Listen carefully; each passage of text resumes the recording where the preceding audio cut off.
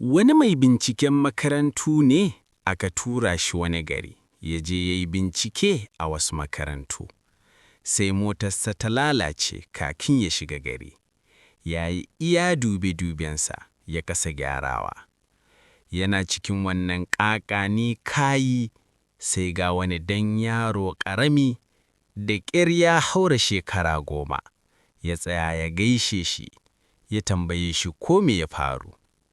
Ya gaya masa motarsa ta sami matsala. Sai yaron ya ce, zai duba masa ko zai yi dace ya gyara masa. Mutumin ya hantare shi.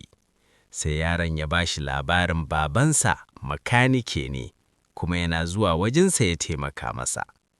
Sai malamin ya bar yaron ya taɓa motar, kafin ka ce me, mota ta tashi sai kuwa ta harba, injin ya ɗauka.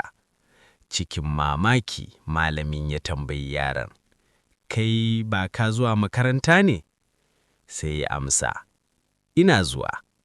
Ya sake tambayarsa, to ya aka yi yau baka je ba? Sai ya amsa, saboda mai bincike zai je makarantarmu, sai aka ce mu da kai kada mu je yau, don kada mu sanya a ji kunya.